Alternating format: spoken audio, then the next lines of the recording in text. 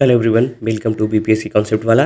We were covering our national current affair from our magazine Tarkash, Volume 2. We have covered from Volume 1 our national current affair. So उसी को हम continue करेंगे, हमारा जो volume 2 है उससे करेंगे, ठीक है।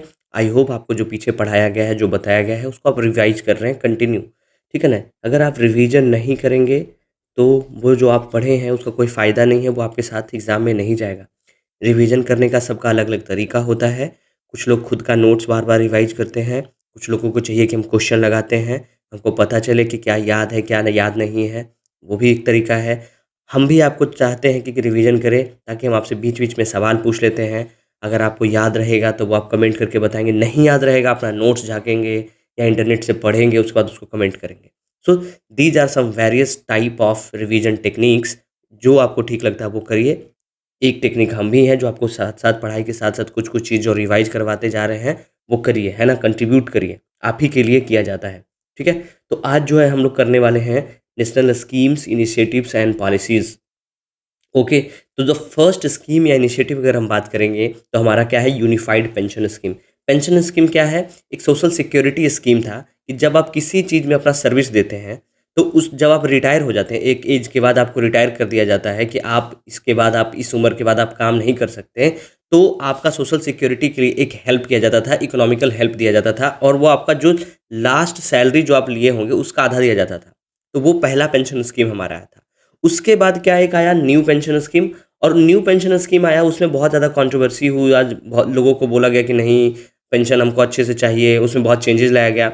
उसके बाद हमारा आया यूनिफाइड पेंशन स्कीम, जो अभी आया है, जिसके बारे में हमको पढ़ना है, ठीक है, जिससे एग्जाम में आ सकता है। तो सबसे पहले हम देखेंगे कि यूनिफाइड पेंशन स्कीम, यूपीएस होता क्या है। यूपीएस का मतलब क्या होता है, यूनिफाइड पेंशन स्कीम, ठीक है। ये कब कैबिनेट के द्वारा अप्रूव किया गया, तो ये डेट याद रखिएगा, अगस्त 2024 को ये कैबिनेट के द्वारा अप्रूव किया गया। और ये इफेक्टिव कब होगा, कब से इफेक्टिव होगा? क्या 24 अगस्त को अप्रूव हो गया उसी दिन से इफेक्टिव हो गया? जी नहीं, ये जो है अगले साल अप्रैल 1, जो हमारा नया फाइनेंशियल ईयर जब शुरू होगा, है ना, तो 1 अप्रैल 2025 से ये क्या हो जाएगा, इफेक्टिव हो जाएगा। बाकी इसमें क्या था नहीं था, हमारे अभी इसके जानने के लिए ज़रूरत नहीं है, एग्जाम में कुछ भी नहीं पूछेगा। मेंस के लिए भले ही पूछ सकता है, लेकिन अभी हम मेंस के लिए नहीं पढ़ रहे हैं, अभी हम सिर्फ और सिर्फ प्रीलिम्स के लिए पढ़ रहे हैं। आपको यही ध्यान रखना है, ठीक है। अभी ध्यान कर रखना कि किन के लिए अप्लीकेबल होगा, कि जो 2004 में रिटायर हुए होंगे एनपीएस के बाद, उनके लिए भी एप्लीकेबल हो जाएगा, है ना। अगर हम बात करें कि ये जो यूपीएस है वो किसके रिकमेंडेशन पे लाया गया, कि जो हमारा नेशनल पेंशन स्कीम था उसको ओवरटेक करके यूनिफाइड पेंशन स्कीम किसके रिकमेंडेशन पे लाया गया, तो 2023 में एक कमेटी बनती है, उस कमेटी का नाम क्या था, TB Somanathan committee. TB Somanathan committee बनाया गया 2023 में। उन्हीं के रिकमेंडेशन पे नेशनल स्कीम के जगह पे यूनिफाइड पेंशन स्कीम लाया गया, ठीक है। आपको क्या बताना है कि टीबी सोमनाथन, अभी आपको पिछले 1 या 2 लेक्चर में ही बताए होंगे मैं हम कि टीबी सोमनाथन क्या अपॉइंट किए गए हैं। So you have to comment about TV Somanathan कि कौन है ये, है ना, और ये अभी गवर्नमेंट में क्या इनका ये क्या चेयर कर रहे हैं, ठीक है। उसके बाद आपको एक और फैक्ट बता दें जो प्रीलिम्स में एग्जाम के लिए जरूरी हो जाता है, कि जैसे ही कैबिनेट के द्वारा अप्रूव किया गया तो कौन सा पहला स्टेट बनता है जो इसको अप्रूव किया है, तो Maharashtra became the first state who approved the UPS unified pension scheme. कौन सा स्टेट? महाराष्ट्र, ठीक है। महाराष्ट्र में बीजेपी की सरकार चल रही है और शिवसेना का जो पार्शियल फ्रैक्शन है उनका, ठीक है। एक इसमें आप पढ़ेंगे, जब आप इसको पढ़ेंगे तो इसमें आएगा डीए। डीए क्या होता है? इसको बोलते हैं डियरनेस अलाउंस। डियरनेस अलाउंस क्या होता है कि जो भी, जैसे आप अपना सर्विस दे रहे हैं, मान लीजिए अभी पटना में है और कल का आप सेंट्रल गवर्नमेंट में है, कल का आपका ट्रांसफर हो गया दिल्ली में, ठीक है, तो आपको जो यहाँ से जो भी खर्चा बढ़ जाएगा वहाँ रहने में, रेंट में, ठीक है, वहाँ का कम्युनिकेशन में, वहाँ का लाइफ ऑफ स्टैंडर्ड जो भी चेंजेस होता है सिटी के हिसाब से, लोकेशन के हिसाब से, तो उसी के हिसाब से आपको जो कॉस्ट वेरिएशन आता है उसमें पैसा गवर्नमेंट ऊपर नीचे करती है, उसी को हम बोलते हैं डियरनेस अलाउंस। ये बेस किस पे होता है? मेट्रो और नॉन मेट्रो सिटीज़ पे, ठीक है। तो यही है। बाकी आपको बस ध्यान रखना है कि 24 अगस्त को यूनिफाइड पेंशन स्कीम कैबिनेट के द्वारा अप्रूव किया गया और 1 अप्रैल 2025 से ये क्या हो जाएगा, लागू हो जाएगा, इफेक्टिव हो जाएगा। Maharashtra became the first state who approved unified pension scheme. उसके बाद क्या ध्यान रखना है कि ये यूनिफाइड पेंशन स्कीम किसके रिकमेंडेशन पे आया, तो वो टीबी सोमनाथन, ठीक है। और क्या ध्यान रखना है आपको कि डियरनेस अलाउंस इसमें वो बेस्ड ऑन मेट्रो और नॉन मेट्रो सिटीज़ के पे होता है। आपको क्या बताना है कि जो हमारे देश में पहली बार for the very first time जो हमारा जिसको अब अभी हम क्या बोलते हैं, ओपीएस बोलते हैं, ओल्ड पेंशन स्कीम बोलते हैं, वो कब लॉन्च किया गया था और पहली बार कब लॉन्च किया गया था, और उसका जब एनपीएस आया तो पहला स्टेट कौन सा बनता है जो फिर से बोलता है कि हम क्या लॉन्च करेंगे, ओल्ड पेंशन स्कीम को हम क्या करेंगे, लॉन्च करेंगे। तो वो कौन सा स्टेट बनता है जो ओल्ड पेंशन स्कीम को लॉन्च किया। ठीक है, अब हम चलते हैं अपना, ये सब आप एक बार खुद से पढ़ लीजिएगा, बाकी की फीचर्स जानने का कोई ज़रूरत नहीं है, कोई मतलब नहीं है। ठीक है, Maharashtra become the first state, आपको बता ही दिए। ठीक है, उसके बाद क्या है, हमारा इसरो के द्वारा कुछ कुछ चीज़ किया गया है। ठीक है, होगा तो एक बार ये देख लीजिएगा कि गारंटी पेंशन जो होता है ओपीएस में होता है, एनपीएस में नहीं होता है, और यूनिफाइड जो अभी आया है उसमें फिर से होने लगा है। अब हम आगे थोड़ा सा बात करेंगे इसरो के बारे में। जो इसरो है उसको हम क्या बोलते हैं, हमारा जो नेशनल, ये क्या है, एक स्पेस ऑर्गेनाइजेशन है, जिसका फुल फॉर्म क्या होता है इसरो का, इंडियन स्पेस रिसर्च ऑर्गेनाइजेशन। तो हम क्या देखेंगे, हमारे मैगजीन में क्या कवर किया गया है कि चंद्रयान 3 के बाद हमारा जो स्पेस प्रोग्राम कौन कौन सा रहा है उसको हम ब्रीफली फटाफट देख लेंगे। ठीक है, कि बोला गया कि जब हम चंद्रयान 3 मिशन को लॉन्च किए थे तो उसके बाद कौन कौन सा किया गया। तो सबसे पहले हम थोड़ा सा आपको इसरो के बारे में बता दे रहे हैं कि पहले इसरो कब बना, उसका पहले क्या नाम था। तो इसरो का फुल फॉर्म होता है क्या, इंडियन स्पेस रिसर्च ऑर्गेनाइजेशन, और ये किसके अंदर काम करती है, ये डिपार्टमेंट ऑफ स्पेस के अंदर काम करती है। आपको क्या बताना है कि किसके अंदर डिपार्टमेंट ऑफ स्पेस आता है ना, who is the responsible ministry और responsible minister who sees department of space. ठीक है, अगर हम बात करें इसरो के हेडक्वार्टर की तो ये कहाँ है, ये है बेंगलुरु में। ठीक है, बेंगलुरु कहाँ है, कर्नाटका में। अगर हम बात करें इसके चेयरमैन के तो एस सोमनाथ है, और ये कितने नंबर के चेयरमैन है आपको बताना है कमेंट करके कि एस सोमनाथ कितने नंबर के चेयरमैन बने हैं इसरो के। अगर हम इसके हिस्ट्री में जाएंगे तो 1962 में सबसे पहले हम स्पेस के बारे में एक इंस्टीट्यूशन खोलना चाहते थे। कि कौन खोलना चाहते थे, विक्रम साराभाई। ठीक है, विक्रम साराभाई ही was very interested in to open such institute कि जिसमें हम स्पेस रिसर्च कर पाए, हम रॉकेट बना पाए। ठीक है, उस समय इसका नाम दिया जाता है इनकोस्पर, INCOSPAR। ठीक है, इसका फुल फॉर्म की अगर हम बात करें कि इसका मतलब क्या होता है, तो Indian national committee for space research. INCOSPAR कब बनता है, ये 1962 में with the help of Vikram Sarabhai. बाद में क्या होता है, 1969 में क्या होता है कि इसको हम बदल के क्या कर देते हैं, इसरो बोल देते हैं, इंडियन स्पेस रिसर्च ऑर्गेनाइजेशन। ठीक है, और ये कब बनता है, 15 अगस्त 1969 में। तो अगर हम बात करें जेनेसिस की इसरो की तो 15 अगस्त 1969, बट अगर हिस्ट्री में जाएंगे तो 1962 में ही इनकोस्पर नाम का एक इंस्टीट्यूट बना था जो स्पेस रिसर्च पे काम करती थी। ठीक है, उसके बाद पहला जो सैटेलाइट वो लॉन्च करता है उसका नाम क्या है, हमारा आर्यभट्ट। और ये किसके हेल्प से करता है, रशिया, उस समय सोवियत यूनियन हुआ करता था, उसके हेल्प से हम लोग अपना पहला सैटेलाइट 1965 में लॉन्च करते हैं। ये सब जो आपको बता रहे हैं वो सब एग्जाम में आता है। ठीक है, आपको क्या बताना है कि कब हम लॉन्च किए थे, आपको तो बता ही दिया 1975 में। ठीक है, उसके बाद इसका बहुत सारा कॉमर्शियल विंग है जो आपको कमेंट करके बताना है कि इसरो का कॉमर्शियल विंग जो है, जो क्या है, प्राइवेट इंस्टीट्यूशन के, या आप खुद अपना सैटेलाइट को लॉन्च करना चाहते हैं तो कौन सी कंपनी जिसको आप अप्रोच कर सकते हैं ताकि आप अपना सैटेलाइट लॉन्च कर सकें।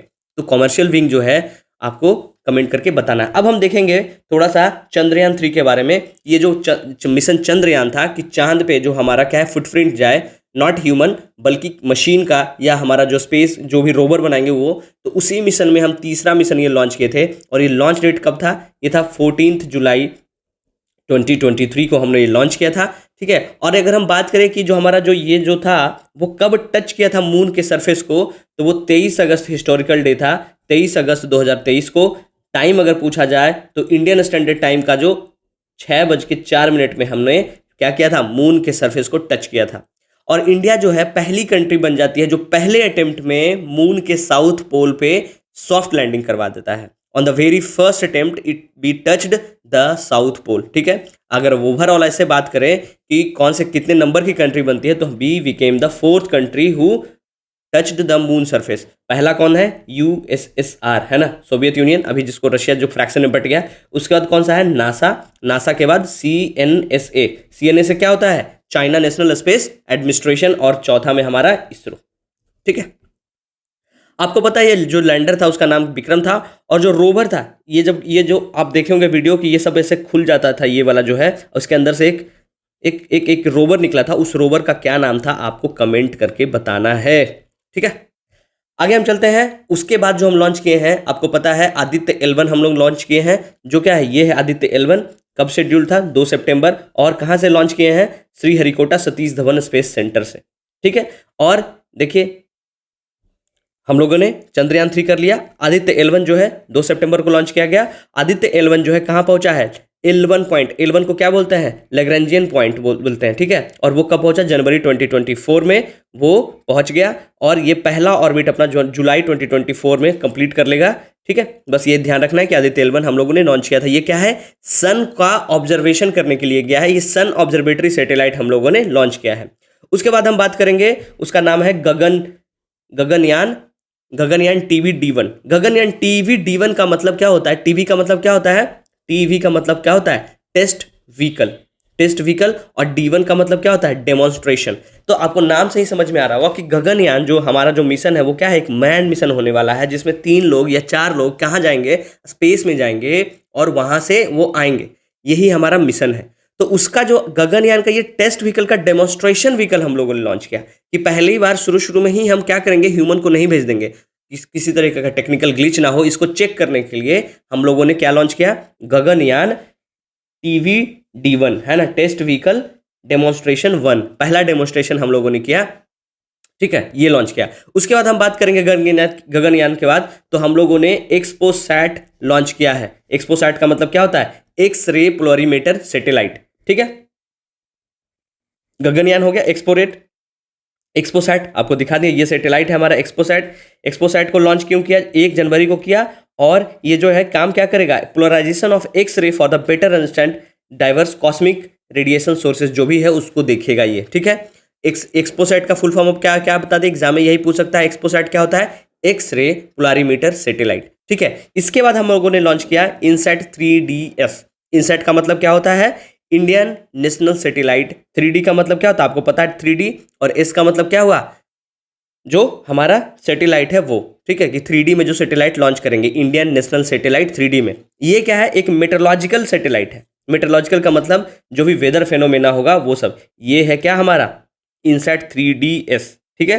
मिनिस्ट्री ऑफ अर्थ साइंसेस के द्वारा किया गया, collaboration with ISRO, GSLV F14, जिससे हम इसको लॉन्च किए। और ये ध्यान में क्या रखना है कि this is a metrological satellite. Metrological satellite का मतलब हमारा वेदर फेनोमेना हम अच्छे से पता कर पाएंगे, फोरकास्ट कर पाएंगे कि कब अच्छे से बारिश होगी, कब ठंड आएगी, कब मानसून कैसे आएगा, कब हिट करेगा। ये सब जब हम एग्जैक्ट जानने के लिए हम लोगों ने इनसैट 3DS किया। इनसैट का फुल फॉर्म क्या होता है? Indian national satellite. उसके बाद हम बात करेंगे RLVTD। RLVTD क्या है? RLV का मतलब जानेंगे तो क्या है? रीयूजेबल लॉन्च व्हीकल, कि हम जो भी लॉन्च व्हीकल है जो जाता है उसको हम क्या कर सकते हैं? फिर से रीयूज कर सकते हैं। और TD का मतलब क्या होता है? Test technology demonstration. तो क्या हो गया? RLVTD, reusable launch vehicle technology demonstration, कि जो हम टेक्नोलॉजी बनाए हैं उसी को डेमोन्स्ट्रेट कर रहे हैं, ठीक है। इसमें हम क्या करेंगे? क्रूज फ्लाइट या हाइपरसोनिक फ्लाइट, उसको हम उससे लॉन्च करने की कोशिश करेंगे। यहाँ देखिए कि पहला हम यहाँ से लॉन्च करेंगे, ये लॉन्च करने के बाद ये जाएगी, जो भी क्रूज मिसाइल है उसको यूज करेंगे, और ये फिर से हम इसको क्या करेंगे? स्प्लैश डाउन करेंगे। और स्प्लैश डाउन करने के बाद डिस्कार्डेड जो होगा उसको हम रीयूज कर सकते हैं। सो RLV क्या होता है? Reusable launch vehicle. और ये जो TD था, टेक्नोलॉजी डेमोन्स्ट्रेशन, हम लोगों ने उसका चेक किया, ठीक है। So this was the RLVTD। उसके बाद हम क्या है अगला? SSLV। SSLV क्या है? Small satellite launch vehicle.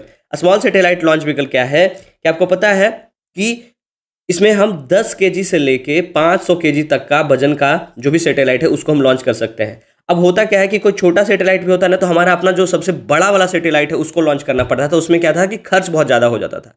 सो इसके लिए हम लोगों ने क्या किया? एक नया लॉन्च व्हीकल बनाया जिसका नाम क्या रखा? SSLV, है ना, स्मॉल सैटेलाइट लॉन्च व्हीकल। ये 16 अगस्त 2024 को ये रेडी कर लिया गया और ये सक्सेसफुली प्लेस्ड किए हम लोग, ठीक है। जिसमें हम 10 kg से 50 kg के लोड को लो अर्थ ऑर्बिट में जाके हम छोड़ सकते हैं।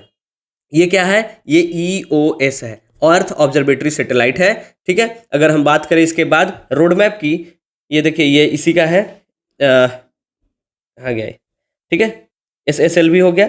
उसके बाद अगर हम बात करें कि रोड मैप का, कि इसरो और क्या क्या करना चाहता है, तो दिसंबर 2023 को एक प्रेस कॉन्फ्रेंस किया गया इसरो के चेयरमैन के द्वारा, और आगे का 25 साल का जो क्या क्या प्लान है वो बताया गया। उसमें क्या बताया कि जो हम 2040 तक है ना, मून पे ह्यूमन को ले जाएंगे, है ना, landing on Indian on the moon by 2040, ठीक है, 2040 तक। और क्या बोले कि हम अपना स्पेस स्टेशन बनाएंगे, जिसका हिंदी में नाम क्या दिया गया, भारतीय अंतरिक्ष स्टेशन, है ना, जो स्पेस स्टेशन है अभी वो हम लोग अपना बनाएंगे। और वो कब तक बनाएंगे, 2035 तक। तो ये दो डेट जो है ना वो ध्यान रखना है कि हम मून पे अपना इंडियन को कब भेजना चाहते हैं, 2040 तक। और जो हम अपना स्पेस स्टेशन है, भारतीय अंतरिक्ष स्टेशन, वो कब कब तक बनाना चाह रहे हैं, 2035 तक। These are the two targets जो आपको ध्यान रखना है, ठीक है। उसके बाद आपको क्या, गगनयान, गगनयान आपको बता दिए कि एस्ट्रोनॉट कैंडिडेट जो भी हुए उनको हम लोगों ने, इसरो जो भेजेगा जो जो स्पेस में, वो 4 लोगों को क्या कर लिया गया है, कंफर्म कर लिया गया है। उनका नाम क्या है, प्रशांत नायर, अजीत कृष्णन, अंगद प्रताप और विंग कमांडर शुभांशु शुक्ला। ये 4 लोग का नाम आपको ध्यान रखना है कि इसरो ने 4 एस्ट्रोनॉट कैंडिडेट को चूज किया है, उनको ट्रेन करने के लिए भेजा गया है। और वो कौन कौन है, वो है ग्रुप कैप्टन प्रशांत नायर, अजीत कृष्णन और अंगद प्रताप और विंग कमांडर शुभांशु शुक्ला। फिर से हम आपको रिपीट कर रहे हैं कि 4 एस्ट्रोनॉट कैंडिडेट को इसरो के द्वारा इंट्रोड्यूस करवाया गया है, जिनको भी ट्रेनिंग करवाया जा रहा है कि स्पेस में आप जाएंगे तो कैसे रहेंगे, ठीक है, आपको किस तरीके से ऑक्सीजन का दिक्कत होगा, ग्रेविटी कैसे फील नहीं होगा। तो ये सब के लिए उनको ट्रेनिंग के लिए भेजा गया। और जो 4 नाम है उनका नाम क्या है, group captain Prashant Nair, Ajit Krishnan, Angad Pratap and Shubhanshu Shukla, ठीक है। उसके बाद एक चीज और लॉन्च किया गया है, नेक्स्ट जनरेशन लॉन्च व्हीकल, है ना। ये क्या है कि AI पावर्ड, है ना, ये proposal of ISRO new 3 stage rocket है, ये हमारा NGLV, दिस इज NGLV, ठीक है। ये हमारा क्या है, ये नेक्स्ट जनरेशन लॉन्च व्हीकल है। ये 3 स्टेज में रॉकेट है। पहला जो स्टेज है वो सेमी क्रायोजेनिक है, दूसरा लिक्विड और तीसरा, देखिए ये 3 स्टेज में है, ठीक है, फर्स्ट स्टेज, सेकंड स्टेज और थर्ड स्टेज। जो पहला स्टेज है हमारा वो क्या है, सेमी क्रायोजेनिक, मतलब कि जो क्रायोजेनिक इंजन होता है जिसमें हम क्या करते हैं कि ये जब टेम्परेचर बहुत लो होता है ना, तो उसमें क्या होता है कि जो हमारा फ्यूल होता है वो क्या होता है, सॉलिडिफाई हो जाता है, मतलब जम जाता है। तो उसी के लिए क्रायोजेनिक। तो ये क्या है, जो पहला स्टेज है उसमें हम सेमी क्रायोजेनिक कर रहे हैं, दूसरे स्टेज में हम लिक्विड कर रहे हैं और तीसरे स्टेज जो है वो क्रायोजेनिक कर रहे हैं, ठीक है। तो बस ये ध्यान रखना है कि नेक्स्ट जनरेशन लॉन्च व्हीकल जो है 3 स्टेज रॉकेट है और ये इसरो के द्वारा बनाया गया है, ठीक है। उसके बाद आपको पढ़ना है इसमें इन स्पेस। इन स्पेस जो है हमारा क्या है, इन स्पेस के अगर मैं बात करेंगे तो इसका फुल फॉर्म अगर सबसे पहले क्या होता है कि Indian national space promotion and authorisation centre. In space का ये फुल फॉर्म हो गया। ये कब बनाया गया, एक इंस्टीट्यूशन बनाया गया जो क्या काम करती है कि आपको किसी भी चीज़ में ऑटोनोमस एजेंसी बनाई गई है, जिसमें क्या है, एक सिंगल विंडो बनाया गया है डिपार्टमेंट ऑफ स्पेस के अंदर कि आपको किसी भी स्पेस के लिए कोई काम करवाना है तो यहाँ जाइए और सिंगल विंडो ऑटोनॉमी एजेंसी है, वो आपका काम फटाफट वहाँ से कर देगी। ये अभी नई इंस्टीट्यूट बनी है 2020 में, ध्यान रखना है इन स्पेस। और इसका हेडक्वार्टर जो है वो कहाँ है, अहमदाबाद गुजरात में, ठीक है, अहमदाबाद गुजरात में। ये आपको ध्यान रखना है। इन स्पेस का फुल फॉर्म भी एग्जाम में पूछा जा सकता है। उसका नाम क्या है, Indian national space promotion and authorisation centre, formed in 2020, headquarter is in Ahmedabad और it is a single window autonomous agency which works under department of space, government of India, ठीक है। बस इससे ज़्यादा कुछ जानने का जरूरत नहीं है। उसके बाद प्राइवेट स्पेस, ये स्पेस कुछ आ गए हैं, जैसे अग्निकुल है ना, स्काई रूट है, पिक्सेल है, बेलाट्रिक्स एरोस्पेस है, ध्रुव है, मानासातु स्पेस है, ये सब। तो उसमें से एक अग्निकुल, आपको पता होगा कि अग्निकुल के द्वारा एक सक्सेसफुली लॉन्च किया गया है सॉर्टेड 01 व्हीकल, ठीक है। स्काई रूट के द्वारा एक नाम क्या रखा गया, विक्रम साराभाई को इज्जत देने के लिए उन्होंने अपना जो सैटेलाइट, ये जो रॉकेट है उसका नाम क्या रखा, विक्रम। उसी तरीके से पिक्सल है, ये सब क्या है, प्राइवेट स्पेस एजेंसी। जैसे आप सुने होंगे स्पेस एक्स। स्पेस एक्स किसी कंट्री का एक नहीं है, स्पेस एक्स एक प्राइवेट पर्सन के द्वारा बनाया हुआ एक स्पेस एजेंसी है। उसी तरीके से इंडिया में भी जैसे इसरो हमारा क्या है, एक नेशनल है, हमारा गवर्नमेंट का सरकारी है, लेकिन जो प्राइवेट स्पेस जिसे आप अपना चाहते हैं, आपको इंटरेस्ट है स्पेस में, तो आप अपना एक बनाना चाहते हैं एजेंसी, उसी तरीके से ये जो है अग्निकुल है, स्काई रूट है, आपको बताया ध्रुवा है, मनासातु है, ये सब जो है प्राइवेट स्पेस एजेंसीज है, ठीक है। उसके बाद है SIL मिशन, एक है। SIL मिशन में हम क्या करेंगे कि इसरो जो है ट्रांसफर करेगी अपना कॉमर्शियल सैटेलाइट का जो भी डेटा एक्टिविटी है वो किसको, NSIL को, जो साइन डील हुआ किसके साथ, SpaceX के साथ, ठीक है, GSAT-20 और GSAT-N2 के सैटेलाइट को लॉन्च करने के लिए। ओके, तो आपको ब्रीफ में चंद्रयान 3 के बाद जितना भी इसरो के द्वारा किया गया है काम वो आपको बता दिया गया, ठीक है। आगे हम चलेंगे, देखेंगे कि जो नेशनल रिसर्च फाउंडेशन जो हमारा एक बनाया गया है इंस्टीट्यूशन, जिसको हम अगर पूरा नाम बोले तो रखा गया है अनुसंधान नेशनल रिसर्च फाउंडेशन, ANRF।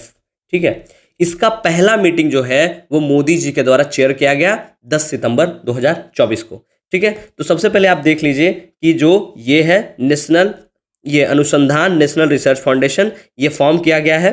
ठीक है, ये देखिए, ये ministry of science and technology के अंदर क्यों किया गया है कि जो भी रिसर्च होगा उसके लिए, है ना, ताकि जो ईवी मोबिलिटी है, एडवांस मटेरियल है, क्या क्या नया आया है, सोलर सेल है, स्मार्ट इंफ्रास्ट्रक्चर है, हेल्थ एंड मेडिकल टेक्नोलॉजी है, सस्टेनेबल एग्रीकल्चर है, फोटोनिक्स है, ये सब पे हम अच्छे से रिसर्च कर पाएँ। ठीक है, उसके लिए बनाया गया है। और ये एक गवर्नेंट बॉडी है जो किसके साथ काम करती है, अलाइन होके अनुसंधान नेशनल रिसर्च फाउंडेशन के साथ। और ये जो हमारा विकसित भारत 2047 का गोल है उसको पूरा करने के लिए ये बनाया गया है।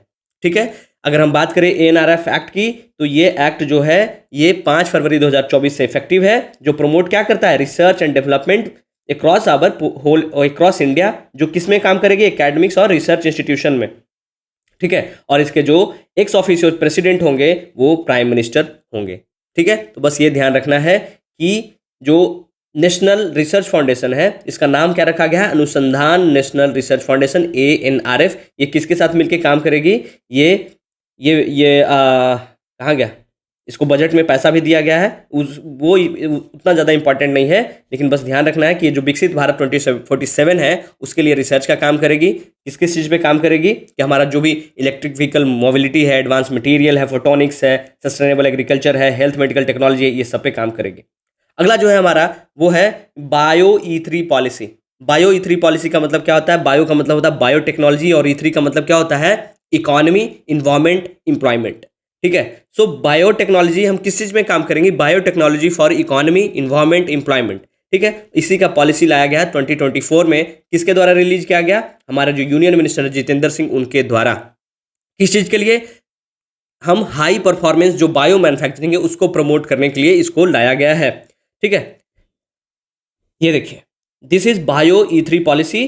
ठीक है, जो लाया गया है। अगर हम बात करें ये किस चीज़ के लिए लाया गया, तो हमारा जो मिशन लाइफ है, मिशन लाइफ का मतलब क्या होता है, लाइफ स्टाइल फॉर इन्वायरमेंट। ये किसके द्वारा इनिशिएट किया गया है, ये CPCB है ना, सेंट्रल पोल्यूशन कंट्रोल बोर्ड के द्वारा इनिशिएट किया गया था। आपको ये बताना है कि मिशन लाइफ जो है मोदी जी कहाँ जाके लॉन्च किए, कौन सा COP में लॉन्च किए थे। ठीक है, you have to comment in the comment box कि मिशन लाइफ हमारे प्राइम मिनिस्टर के द्वारा कौन से जगह में लॉन्च किया गया और कौन से COP में लॉन्च किया। ठीक है, मिशन लाइफ और क्या, नेट जीरो।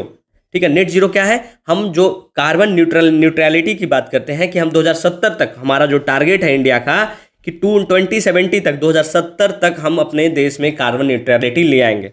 ठीक है, तो मिशन लाइफ और नेट न्यूट्रलिटी के लिए दोनों को टारगेट को पूरा करने के लिए हमने लॉन्च किया है बायो E3 पॉलिसी, है ना, biotechnology for economy, environment and employment, कि पैसा भी आए, पैसा के साथ साथ हमारा इन्वायरमेंट भी सेफ रहे और एम्प्लॉयमेंट भी बढ़े। ठीक है, इसी के लिए कि जो बायो मैन्युफैक्चरिंग है उसमें परफॉर्मेंस बहुत ज़्यादा बढ़े और उसी को प्रमोट करने के लिए। ठीक है, आगे चलते हैं हम।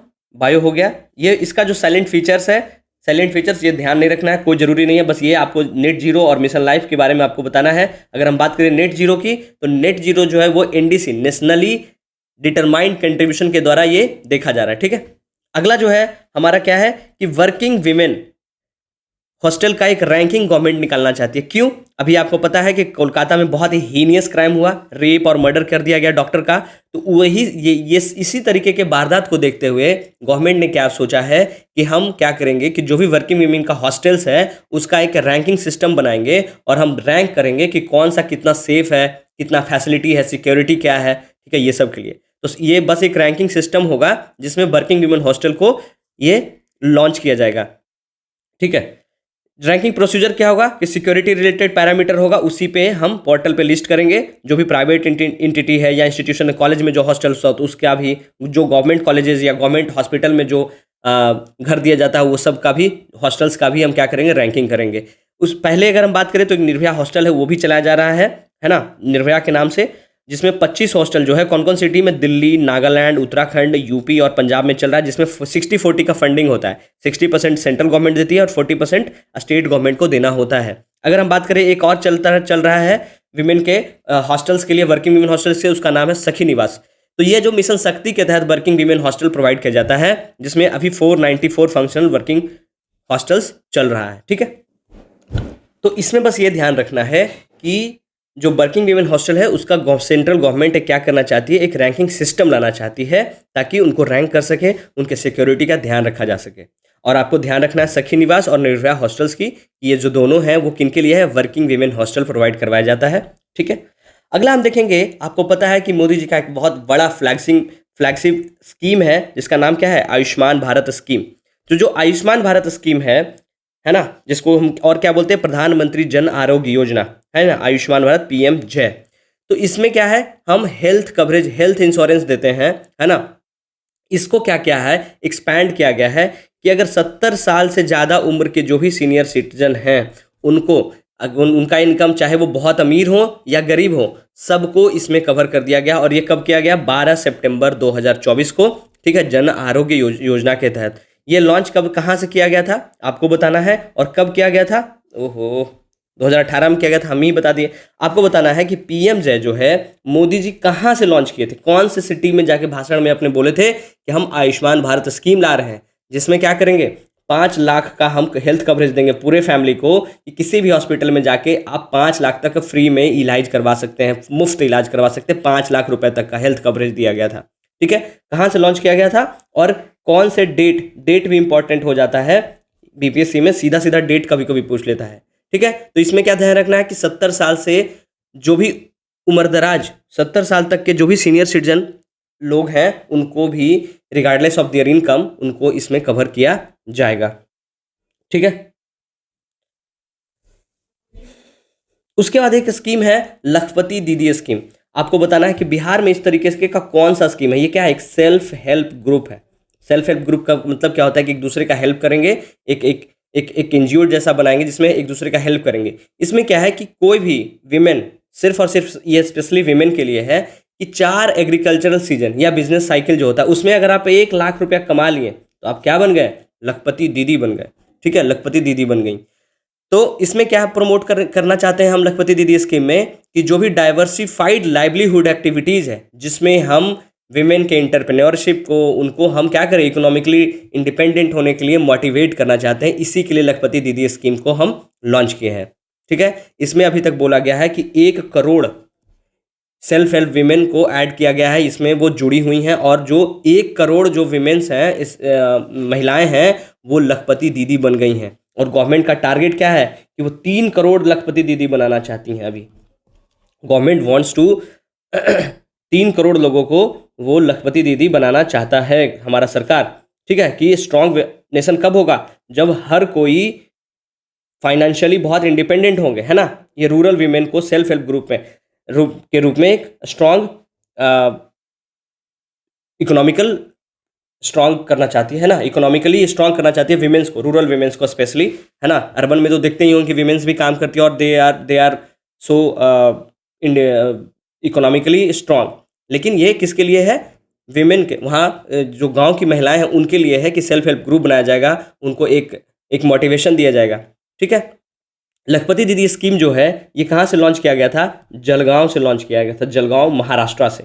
ठीक है, और ये कब लॉन्च किया गया था, 25 अगस्त 2024 को, है ना।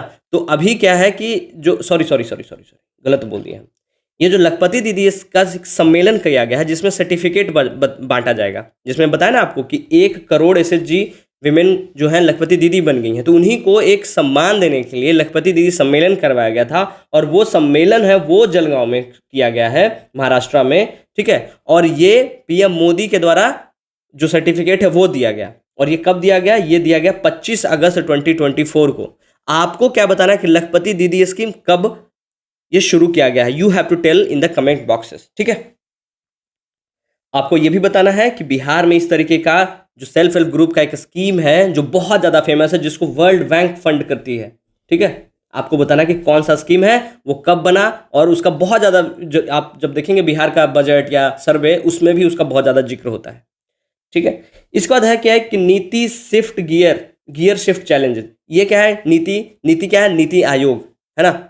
नीति आयोग और IIM बेंगलोर और WRI इंडिया, ये तीनों के द्वारा ये चलाया गया है। IIM बैंगलोर, WRI इंडिया क्या है?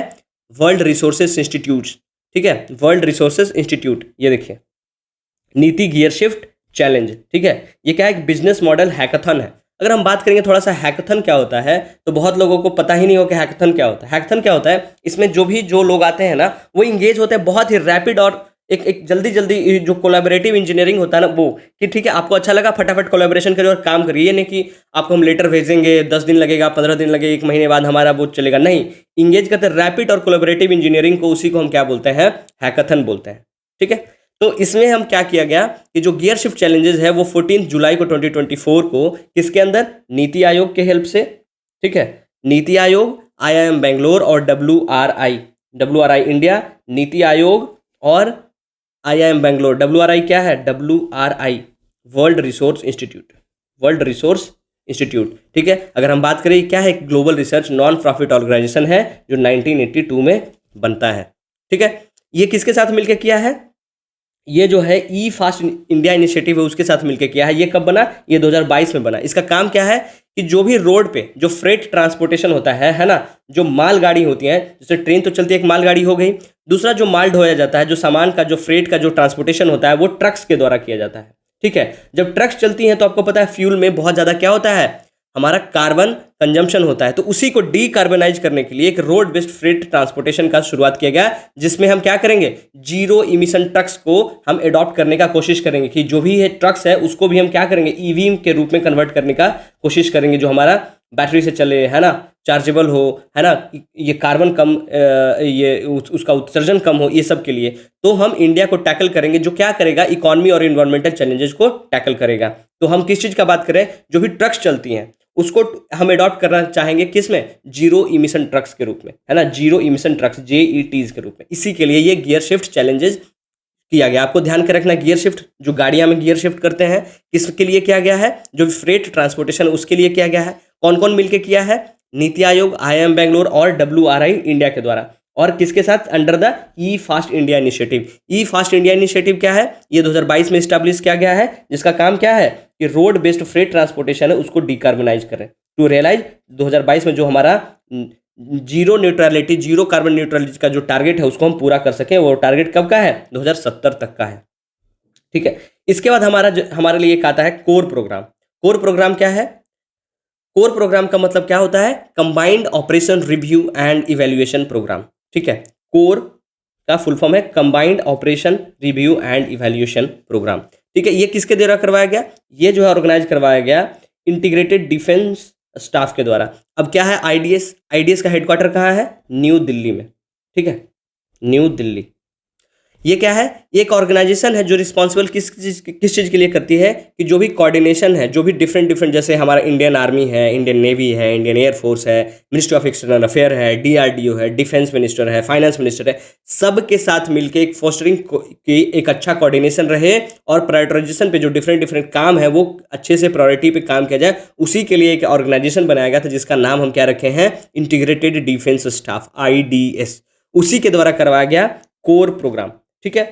ये 5 दिन का प्रोग्राम रहा, जिसमें क्या किया गया कि जो भी सीनियर ऑफिसर्स हैं, aims to prepare senior officers for future leadership, कि बाद में अगर किसी भी सिचुएशन में हमारे कोई क्राइसिस आता है, उसमें हम सीनियर ऑफिसर्स को फ्यूचर में लीडरशिप रोल में उनका जो स्ट्रेटेजिक प्लानिंग है, ऑपरेशन कैसे होगा, उसके लिए उनका स्किल को क्या करेंगे? इन्हांस करेंगे, ब्रशअप करने के लिए ये प्रोग्राम रखा गया, कोर प्रोग्राम, ठीक है।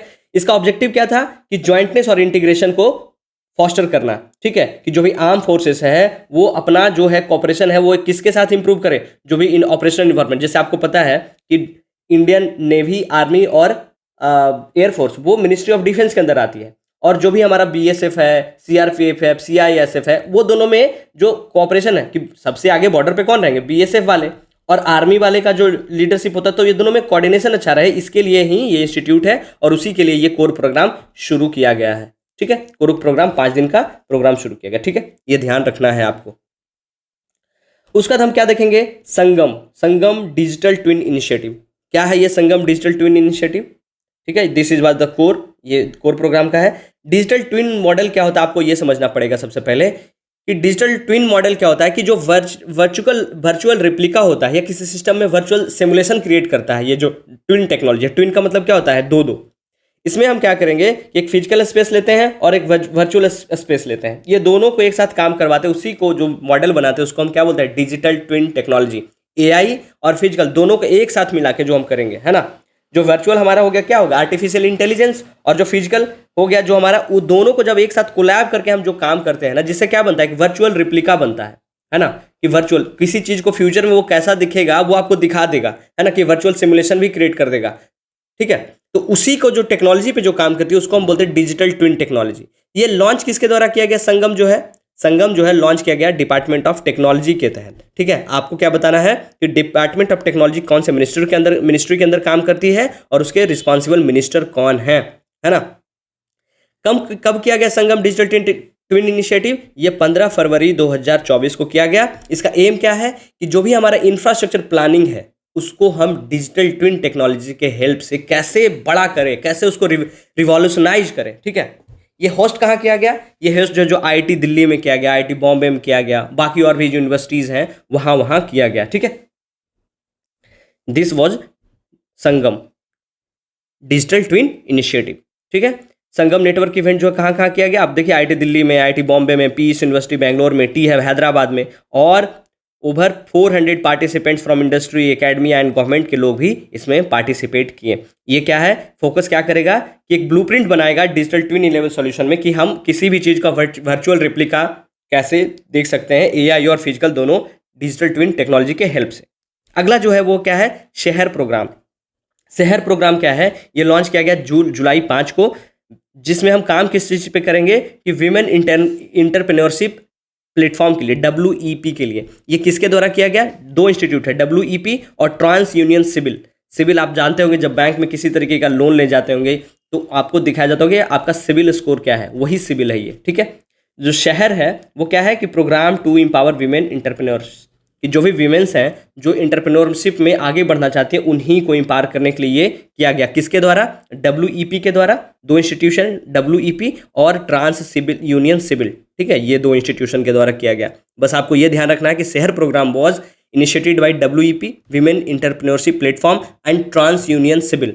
सिविल क्या है, क्रेडिट इंफॉर्मेशन कंपनी है। कब किया गया, जुलाई 5 को 2024 में, जिसमें हम क्या करेंगे, जो भी हमारे विमेन इंटरप्रेन्योर्स हैं उनको बढ़ावा देंगे, उनको हम फाइनेंशियल लिटरेट करेंगे, बिजनेस स्किल सिखाएंगे। ये सब ये कैसे काम करेगा, ये PPP मॉडल पे काम करेगी, पब्लिक प्राइवेट पार्टनरशिप पे। ठीक है, और ये कहाँ किया गया, ये नीति आयोग में किया गया, नीति आयोग के ऑफिस में किया गया। ये 2018 से ही होता आ रहा है, जिसमें हम क्या करते हैं कि जो भी पूरे देश के क्रॉस द कंट्री, हमारे इंडिया में जो भी कोने कोने से हम क्या करते हैं, वीमेन एंटरप्रेन्योर्स को हम सपोर्ट करने के लिए ये प्रोग्राम रखते हैं। ठीक है, अगला जो क्या है, संपूर्णता अभियान। संपूर्णता अभियान क्या है, ये नीति आयोग के द्वारा लॉन्च किया गया संपूर्णता अभियान 4 जुलाई को। ठीक है, ये क्या है, 3 महीने का पूरा कैंपेन चलेगा। कब से कब, जुलाई 4 से सितंबर 30 तक। ध्यान रखना है, संपूर्णता अभियान नीति आयोग के द्वारा लॉन्च किया गया, 3 महीने का ये कैंपेन है, 4 जुलाई से 30 सितंबर तक ये चलेगा। इसमें हम क्या करेंगे कि हमारा, आपको पता है कि इसका एक इंडेक्स आता है एस्पिरेशनल ब्लॉक का, एस्पिरेशनल डिस्ट्रिक्ट का। तो जो भी 500 एस्पिरेशनल ब्लॉक और 112 एस्पिरेशनल डिस्ट्रिक्ट है, उसमें जो हमारा जो 12 की सोशल सेक्टर है ना, उसी को हम देखना चाहेंगे कि वो जमीन पे कितना सैचुरेट लेवल अचीव किया है, कितना सैचुरेशन पहुंच पाया है। उसी को चेक करने के लिए हम क्या किए हैं, संपूर्णता अभियान किए हैं। ठीक है, इसमें क्या होगा, इसमें एक्टिविटी करवाएंगे, जिसमें हम ग्राम सभा करवाएंगे, नुक्कड़ नाटक करवाएंगे, पुस्तक आहार मेला करेंगे, हेल्थ कैंप लगाएंगे, एग्जीबिशंस लगाएंगे, पोस्टर और पोएम कंपटीशंस करवाएंगे, जिससे और किसके द्वारा करवाया जाएगा, वो डिस्ट्रिक्ट और ब्लॉक ऑफिशियल्स के द्वारा, या फिर जो भी गांव के इलेक्टेड रिप्रेजेंटेटिव है, सरपंच हो गया, मुखिया हो गया, पंच हो गया, है ना, बार्ड के जो मेंबर है उनके द्वारा, उन्हीं के द्वारा ये ग्राम सभा, नुक्कड़ नाटक, ये हेल्थ कैंप, है ना, मेला, एग्जीबिशन, पोस्टर और पोएम कंपटीशन, ये सब करवाया जाएगा, ताकि जो भी सरकार के द्वारा जो जो योजनाएं लॉन्च की जाती है तो वो उनका सैचुरेशन कहाँ तक है, जो भी 12 की सोशल सेक्टर इंडिकेटर्स हैं उसका सैचुरेशन को 100% हम सैचुरेट कर पाए, जमीन पे पहुंचा पाए, उसके लिए ये किया गया है। ठीक है, this was the logo of संपूर्णता अभियान। अगला जो है वो है हमारा प्रोजेक्ट नमन। प्रोजेक्ट नमन, नमन का मतलब क्या होता है, किसी को याद करना, किसी को इज्जत देना, है ना। वो किसके द्वारा शुरू किया गया? ये शुरू किया गया इंडियन आर्मी के द्वारा। ये इंडियन आर्मी के द्वारा लॉन्च किया गया और ये क्या है? प्रोजेक्ट नमन का पहला फेज है जो 30 अगस्त को लॉन्च किया गया। ठीक है, ये किसके प्रेजेंस में किया गया? Army chief general Upendra Dwivedi वहाँ प्रेजेंट थे, उन्हीं के प्रेजेंस में ये किया गया।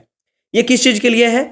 ये जो है, ये जो भी डिफेंस के जो पेंशनर हैं जो रिटायर हो गए हैं या उसके जो वेटरनर्स हैं या उनके जो फैमिलीज हैं उन्हीं को सपोर्ट करने के लिए, उन्हीं को इज्जत देने के लिए ये प्रोजेक्ट नमन शुरू किया गया है।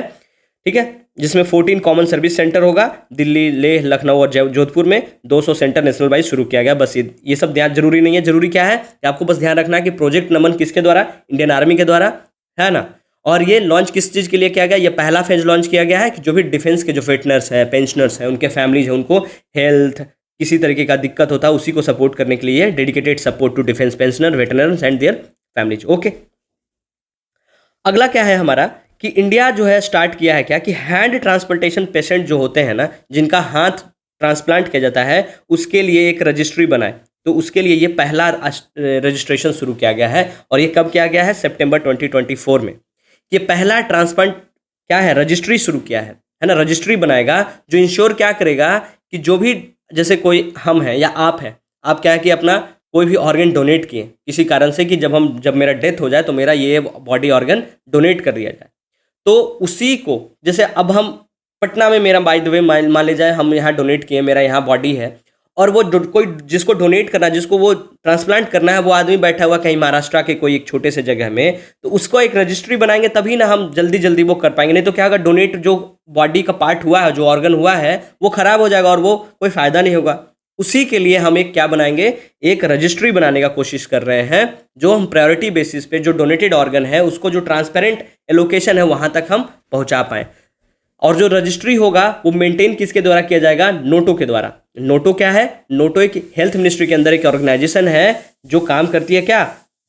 प्रोजेक्ट नमन हो गया। नोटो क्या है? National organ and tissue transplant organisation, जो ministry of health and family welfare के अंदर काम करती है। You have to tell who is the present health ministry of India. Health minister हमारे कौन है अभी के, वो आपको बताना है। ठीक है, आपको एक और चीज बताना है, जब ऑर्गन की बात होती है तो ऑर्गन डोनेशन डे हम कब मनाते हैं? Organ donation day. ठीक है, organ donation day on which day we commemorate organ donation day. ठीक है, तो हैंड ट्रांसप्लांटेशन पेशेंट का जो भी है उसी के लिए आपको बस ध्यान रखना है कि ये सेट किया गया है, इसमें रजिस्ट्री बनाएंगे और रजिस्ट्री जो है वो मेंटेन किसके द्वारा किया जाएगा? नोटो के द्वारा। नोटो का फुल फॉर्म पूछा जा सकता है कि नोटो क्या है? National organ and tissue transplantation organization. आपको ये भी बताना है कि कौन से ईयर में स्टैब्लिश किया गया था नोटो। ठीक है, आगे चलते हैं। आगे हमारा क्या है? एआई कृष एंड एआई भूमि। ये क्या है? ये दोनों आप देख रहे होंगे पिक्चर में, एआई कृष एंड एआई भूमि। ये कृष है और ये इनका नाम भूमि है। ठीक है, तो ये दूरदर्शन किसान जो है ना, उस पे एक एआई एंकर्स हैं और ये पहली गवर्नमेंट टीवी चैनल बनी है जो इस तरीके का एआई एंकर को लेके आई है। ठीक है, डीडी किसान। डीडी किसान की बात करें तो ये कब लॉन्च किया गया? ये 2015 में लॉन्च किया गया। ठीक है, और 26 मई 2024 को ये दोनों लॉन्च किया गया, कृष और भूमि। ठीक है, ये 50 से ज़्यादा इंडियन और फॉरेन लैंग्वेज बोल सकती है और 24/7 है ना, नॉन स्टॉप ये क्या कर सकती है? न्यूज बिना ब्रेक के डिलीवर कर सकती है। मशीन है तो इनको क्या रेस्ट चाहिए? ठीक है, तो ये कृष और भूमि है जो मोर देन 50 इंडियन और फॉरेन लैंग्वेजेज में बोल सकते हैं। और ये क्या है? कृष और एआई भूमि, ये है एक टीवी एंकर जो न्यूज को बोलते हैं। ठीक है, अगला जो हमारा है, जैसे आप सुनते होंगे जब आप अमेजोन पे, फ्लिपकार्ट पे, आजियो पे, मिंत्रा पे जब आप अपना शॉपिंग करते होंगे जूते का या कपड़े का, तो उसमें साइज आता होगा, जिसमें कभी कभी दिखाता होगा यूके साइज है, यूएस साइज है, जेपी साइज है, ईयू साइज है ना। आपको लगता हो कि हमारा इंडिया का कोई साइज क्यों नहीं है? तो इसके लिए भी निदान कर लिया गया है और हम लोगों ने अपना शू साइजिंग सिस्टम शुरू किया गया, जिसका नाम क्या है? भ। ठीक है, भ फॉर भारत, आई थिंक इसके लिए रखा गया भ, Indian shoe sizing system for footwear. और इंपॉर्टेंट क्या है कि ध्यान रखना है कि उसका नाम क्या है? भ। और ये किसके द्वारा जो है डेवलप किया गया है? उसका नाम है central leather research institute, central leather research institute, CLRI। और इसको स्पॉन्सर कौन कर रही है? DPIIT, जो किसके अंदर काम करती है? कॉमर्स मिनिस्ट्री के अंदर काम करती है। इसमें 8 फुट साइज का साइज होगा जिसको प्रपोज किया जा रहा है। तो बहुत हो गया विदेश वाला कि UK size, US size, JP size, EU size. अब हम अपना भ साइज देखेंगे। ठीक है, और अपना भ साइज में पैर मंगवाइए और अपना भ साइज का जूता मंगवाइए। ठीक है, आपको बताना है DPIIT का फुल फॉर्म क्या है कमेंट बॉक्स में, ठीक है, कमेंट करिए, आप ही के लिए पूछा जाता है, ठीक है। अगला जो है AIM, अटल इनोवेशन मिशन, आपको पता है नीति आयोग के द्वारा शुरू किया गया था। इनके साथ एक मिले हैं ICDK क्या है, इनोवेटिव सेंटर डेनमार्क।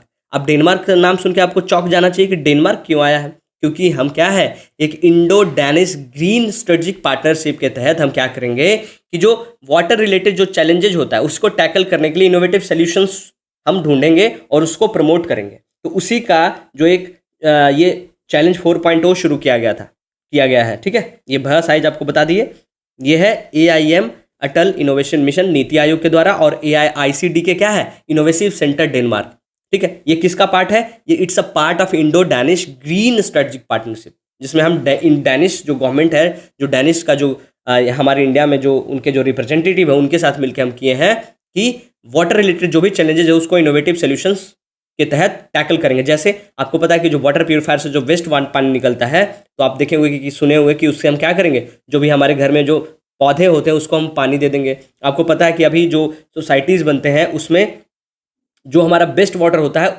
वो पीने के लिए अलग पानी होता है और बर्तन धोने के लिए, कपड़े धोने के लिए वो सब अलग पानी होता है। तो वो क्या है, एक इनोवेटिव सोल्यूशन है कि जो वेस्ट वाटर है उसी को हम प्यूरीफाई करके फिर से यूज कर रहे हैं, फिर उसको प्यूरीफाई करेंगे, फिर से यूज करेंगे। तो ये सब क्या है, इनोवेटिव सॉल्यूशंस है, उसी के तहत AIM ICDK ये इनोवेटिव आइडिया 4.0 शुरू किया गया, ठीक है, चैलेंज 4.0, ताकि चैलेंज दिया जाएगा कि आप बढ़िया से बढ़िया इनोवेटिव सॉल्यूशंस ढूंढिए। आपको ये क्या करेंगे, एक इंटरप्रेन्योरशिप डेवलप करेंगे जो रॉयल डेनिश एम्बेसी और इंडिया के साथ मिलकर किया गया, ठीक है। उसका प्रगति 2024 है, प्रगति 2024 है, ये क्या है, ये मई 28 2024 को central council of research in Ayurvedic sciences के द्वारा ये लॉन्च किया गया। किसके द्वारा, central council for research in Ayurvedic sciences. आपको जहां भी आयुर्वेदिक का नाम है, आप इसका मतलब क्या है कि ये आयुष मिनिस्ट्री के अंदर काम करेगी, है ना, आयुष मिनिस्ट्री का इन्वॉल्वमेंट है इसमें। तो जो CCRA है, central council for research in Ayurvedic sciences, ये किसके अंदर काम करती है, एक ऑटोनॉमस बॉडी है जो मिनिस्ट्री ऑफ आयुष के अंदर काम करती है। You have to tell who is the current minister of Ayush, ठीक है। इसके द्वारा लॉन्च किया गया, और ये लॉन्च करके क्या किया गया, इसमें प्रगति 2024 लॉन्च किया गया, जिसका फुल फॉर्म क्या होता है, pharma research in Ayurgyan and techno innovation, है ना। प्रगति का फुल फॉर्म क्या है, फार्मा रिसर्च इन आयुर्ज्ञान, मतलब आयुर्वेदिक ज्ञान, एंड टेक्नो इनोवेशन, कि आयुर्वेदिक में हम टेक्नोलॉजी को कैसे क्या करें, हम इसको हम इनरिच करें टेक्नोलॉजी के हेल्प से। इसमें हम क्या करेंगे कि जो आयुर्वेदिक साइंसेस है उसको हम साइंटिफिक लाइन पे कैसे इसमें रिसर्च को प्रमोट करें, लोगों को हम बोले कि जो एलोपैथी है उससे ज़्यादा हम आयुर्वेद को भी साथ साथ प्रमोट करना चाहते हैं। इसी के लिए CCRS जो क्या है, एक ऑटोनॉमस बॉडी है जो मिनिस्ट्री ऑफ आयुष के अंदर काम करती है, जिसका काम क्या होता है कि आयुर्वेदिक साइंसेस में रिसर्च को प्रमोट करना। अगला जो है सूर्य तिलक प्रोजेक्ट किया गया रामलला का, ठीक है। आपको पता है कि हमारे अयोध्या में राम जी का मंदिर बना है, तो 17 अप्रैल को, ठीक है, 17 अप्रैल को क्या हुआ, ये this was Pragati 2024 pharma research in Ayurgyan and techno innovation. तो वहाँ क्या क्या, रामनवमी के दिन 17 अप्रैल को रामनवमी था, अप्रैल 17, रामनवमी के दिन ये सोचा गया कि हम लोग सूर्य तिलक करेंगे, मतलब सूर्य अभिषेक करेंगे, और ये 3 मिनट तक किया गया, पॉसिबल हुआ, ठीक है। कैसे, मिरर्स के हेल्प से और लेंसेज के हेल्प से। यहाँ सन है, यहाँ पे एक मिरर लगाया गया फ्लोर पे, सबसे ऊपर वाले फ्लोर पे, और इस तरीके से मिरर्स को सबको किया गया कि जो लाइट है, सन रे है, वो रामलला के सर पे आए ताकि उनका सूर्य तिलक हो पाए, ठीक है। तो ये आप फोटो में देख रहे होंगे कैसे सूर्य तिलक किया गया है, और ये जो है टेक्नोलॉजी कैसे किया गया है। हमारे लिए इंपॉर्टेंट क्या है, एग्जाम में क्या पूछेगा, ये किसके हेल्प से किया गया। तो सबसे पहले आपको ध्यान रखना है कि मिरर और लेंसेज के थ्रू किया गया। डिजाइन किसके द्वारा किया गया था, CSIR, है ना, council of scientific and industrial research, इसके द्वारा। और इसके साथ कौन मिला, CBRI, central building and research institution Roorkee, ठीक है। रूड़की का, IIT रूड़की का एक ये क्या है, पार्ट है CBRI, central building research institutions, और CSRI, council of scientific and industrial research, इनके द्वारा किया गया। इसके साथ एक और इंस्टीट्यूशन कौन मिला, IIA, Indian institute of astrophysics Bangalore, IIA। तो 3 इंस्टीट्यूशन मिला है, CSRI, CBRI और IIA। IIA Indian institute of astrophysics Bangalore, CSRI council of scientific and industrial research, और CBRI central building research institution Roorkee. और ये जो कंपनी है, कौन सी कंपनी है जिन्होंने लेंसेस और ब्रास ट्यूब्स को मैन्युफैक्चर किया, उसका नाम है ऑप्टिका। सो ऑप्टिका नाम की एक कंपनी है जिन्होंने लेंसेस, अब ब्रास, जो भी ब्रास का जो ट्यूब है वो सब मैन्युफैक्चरिंग किया। टेक्नोलॉजी में हेल्प कौन किया? CSRI, CBRI और IIA। 3 से 4 बार हम बहुत बार बोल चुके हैं। आई होप आपको याद हो गया होगा। आप ध्यान रखना है कितने मिनट के लिए किया गया? 3 मिनट के लिए किया गया सूर्य तिलक, ठीक है, ये ध्यान रखना है। 3 इंस्टीट्यूशन था, CSRI, CBRI, IIA, और कौन सी कंपनी थी जो लेंसेस और ब्रास ट्यूब को मैन्युफैक्चरिंग किया था? ऑप्टिमा। कब किया गया था? रामनवमी के दिन, अप्रैल 17, 2024 को। इससे ज़्यादा कुछ इंपॉर्टेंट हमारे लिए नहीं है, ठीक है। ऑप्टिका कहाँ की कंपनी है? बेंगलुरु बेस्ड कंपनी है। अगला क्या है? एक CSIR के द्वारा एक कैंपेन चला गया जिसका नाम रखा गया रिंकल्स अच्छे हैं। रिंकल्स अच्छे हैं, ठीक है। इसमें क्या किया गया CSIR के द्वारा, council of scientific and industrial research के द्वारा, कि उसका एक स्वच्छता पखवाड़ा चलता है 1 से 15 मई के तक। तो स्वच्छता पखवाड़ा के समय ही बोला गया कि रिंकल्स अच्छे हैं का एक क्या चलाया गया? कैंपेन चलाया गया, जिसमें ये बोला गया कि हम हर मंडे को जो भी कपड़े पहनेंगे उसमें हम आयरन नहीं करेंगे, नॉन आयरन क्लॉथ पहनेंगे। क्यों? कि एक सिंबॉलिकली फाइट करेंगे क्लाइमेट चेंज को कंट्रीब्यूट करने के लिए, चैलेंज करने के लिए, कंट्रीब्यूट करने के लिए नहीं। और कंट्रीब्यूट किसको करेंगे? हम एनर्जी सेविंग को, है ना, एनर्जी सेविंग को हम कंट्रीब्यूट करेंगे, और क्लाइमेट चेंज को हम चैलेंज करने के लिए, एक सिंबॉलिकली फाइट करने के लिए कि हम हर मंडे को क्या करेंगे? बिना आयरन किया हुआ कपड़ा पहनेंगे, रिंकल्स वाले कपड़े। तो उसी कैंपेन को नाम दिया गया रिंकल्स अच्छे हैं, ठीक है। बोला जाता है कि जो भी आयरन, जब भी आप एक कपड़े में आयरन करते हैं तो 100 से 200 ग्राम ऑफ CO2 पर पेयर हम क्या करते हैं? इमिट करते हैं, ठीक है। तो इसी के लिए बस ये ध्यान रखना है कि रिंकल्स अच्छे हैं किनके द्वारा? CSIR के द्वारा। CSIR के बारे में बता देते हैं कि 26 सितंबर 1942 में इसको शुरू किया गया था, है ना। और इसके जो एक्स ऑफिशियल चेयरमैन होते हैं वो प्राइम मिनिस्टर होते हैं, और शांति स्वरूप भटनागर अभी के उस समय के जो फाउंडर थे और पहले डायरेक्टर भी बनते हैं CSIR के, ठीक है। आगे है experiment licence module 100 5G lab के लिए, कि जो भी 5G लैब्स बनाया गया है उसका 100 मॉड्यूल बनाया गया है। किसके द्वारा? टेलीकॉम सेक्रेटरी वर्चुअली लॉन्च, कहाँ? IIT मद्रास में लॉन्च किया गया है। किसके द्वारा? टेलीकॉम सेक्रेटरी के द्वारा वर्चुअली लॉन्च किया गया है। इसका एम क्या है? जब आपको पता है 5G जो लैब बना रहे हैं, हम किस में काम करेंगे? 5G इनोवेशन में काम करेंगे, कम्युनिकेशन में काम करेंगे। और ये क्या है? एक्सपेरिमेंटल लाइसेंस रिक्वायरमेंट को इनेबल करेगी, क्या स्मूथली ऑपरेशन के लिए या उसको 5G इनोवेशन को फॉस्टर करने के लिए बहुत आसान से हो जाए, उसी के लिए कौन से अंदर काम करेगी? डिपार्टमेंट ऑफ टेक्नोलॉजी, है ना। ये क्या है? एक लाइसेंसिंग मैकेनिज्म है और नेशनल सिंगल विंडो सिस्टम है, NSWS पोर्टल है, जो क्या करेगी? एक्सपेरिमेंटल, है ना, लाइसेंस देने का कोशिश करेगी। और 100 5G यूज केस लैब बनाया गया है एजुकेशनल इंस्टीट्यूट में, 5G स्किल को डेवलप करेगी। ये सब क्या है? ताकि हम पूरे वर्ल्ड लेवल पे लीड कर पाए। 5G जो है हमारा क्या है? 5th जनरेशन है, लेटेस्ट अपग्रेड जो है LTE का, है ना, mobile broadband long term innovation evolution होता है। एग्जाम में आपको पता है BPSC में अब इस तरीके का भी सवाल आने लग गया है कि what is the full form of LTE। इसका फुल फॉर्म क्या होता है? Long term evolution. उसी का लेटेस्ट अपग्रेडेशन है वो क्या है? 5th जनरेशन, जिसको हम 5G बोलते हैं, ठीक है। 3 बैंड पे काम करती है, लो, mid and high frequency.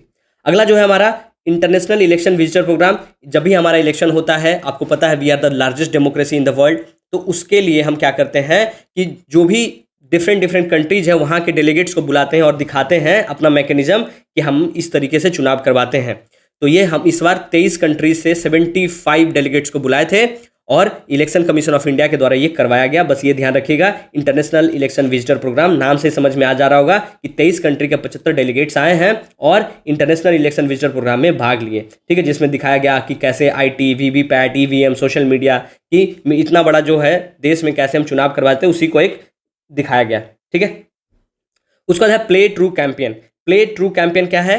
Play true campaign जो है नाडा के द्वारा, नाडा इंडिया क्या है? National anti doping agency India, है ना। हमारा जो एंटी डोपिंग एजेंसी है कि जो खेल में, है ना, जो स्पोर्ट्स में, ताकि नशा वशा ना करें, डोपिंग ना हो, उसी के लिए, किस चीज़ के लिए अवेयरनेस करने के लिए कि जो क्लीन स्पोर्ट हो, जो साफ सुथरा स्पोर्ट्स हो, और एंटी डोपिंग प्रैक्टिस को बढ़ावा देने के लिए 15 से 30 अप्रैल तक ये शुरू किया गया प्ले ट्रू कैंपेन, ठीक है। जो नाडा है वो 24 नवंबर 2005 को बनाया गया था, और जो बाडा है, बाडा क्या है? World anti doping agency. इसका हेडक्वार्टर की बात करेंगे तो वो कहाँ है? मॉन्ट्रियल, कनाडा में। और ये 1999 में 1999 में बाडा बनाया गया था और 2005 में नाडा बनाया गया था, ठीक है। आपको क्या बताना है कि नाडा जो है किस मिनिस्ट्री के अंदर आती है, ठीक है। अगला जो क्या है हमारा एम, आपको फिर से आ गया क्या, अटल इनोवेशन मिशन, उसी के द्वारा शुरू किया गया है student entrepreneurship programme. Student entrepreneurship programme क्या है, इसमें हम क्या करेंगे, जो फ्यूचर के इंटरप्रेन्योर्स हैं, आपको पता है कि जो भी अगर अभी प्रेजेंट टाइम की बात करेंगे तो जो सबसे सक्सेसफुल इंटरप्रेन्योर्स है वो देखेंगे हमारे यूएसए से आते हैं, यूरोप से आते हैं, जर्मनी से आते हैं, हमारे इंडिया से बहुत कम आते हैं। तो उसी को हम क्या करेंगे, फोस्टर करेंगे, ये बचपन से ही हम उसको क्या करेंगे, सीड करेंगे कि हमारा फ्यूचर में अच्छे से अच्छे इंटरप्रेन्योरशिप आए। और वो किसके द्वारा किया जा रहा है, अटल इनोवेशन मिशन के द्वारा, जो किसके द्वारा काम करता है, नीति आयोग और एक ला फाउंडेशन डिसॉल्ट सिस्टम इंडिया का है, उसके द्वारा ये काम करती है। ठीक है, this is the seed the future entrepreneurship. ठीक है, सीजन 2021 ये गलत है, सीजन 2024। ठीक है, ला फाउंडेशन डिसॉल्ट सिस्टम और नीति आयोग के द्वारा अटल इनोवेशन मिशन के द्वारा करवाया गया है। ठीक है, ये कहाँ हुआ, ये इसका जो ग्रैंड फिनाले हुआ वो कहाँ हुआ, वो हुआ grand finale made in 3D seed the future entrepreneurship Pune में। पुणे कहाँ है, महाराष्ट्र में है। ठीक है, तो ये हमारा स्कीम्स इनिशिएटिव यहाँ पे खत्म होता है। अगले में हम क्या कर लेंगे, नेशनल इवेंट कर लेंगे। लेक्चर थोड़ा सा लंबा हो गया है, लेकिन अब क्या करिएगा, पढ़ना तो पड़ेगा ही, एग्जाम नज़दीक है। ठीक है, आपसे जो पूछा गया है वो सवाल बताइए। अगले लेक्चर में हम नेशनल इवेंट्स एक वीडियो में सारा खत्म कर देंगे। इसको रिवीजन करिए बार बार। इसमें जो आप आज का जो लेक्चर है ना, उसमें से एक दो सवाल तो पक्का ही आना है, क्योंकि अभी ये एकदम लेटेस्ट न्यूज़ है और लेटेस्ट स्कीम्स इनिशिएटिव पॉलिसीज बहुत डिटेल में, जहाँ तक एग्जाम में पूछा जा सकता है, टच कर सकता है, सबको कवर किए हैं। कुछ लोगों को ये लंबा लगेगा कि बहुत ज़्यादा करवा दिए हैं, लेकिन भाई एग्जाम में जब सवाल नहीं बनेगा तो तुम ही लोग हल्ला करते हो। ठीक है, इसलिए अच्छे से पढ़िए, इसको रिवीजन करिए। Thank you so much, thank you.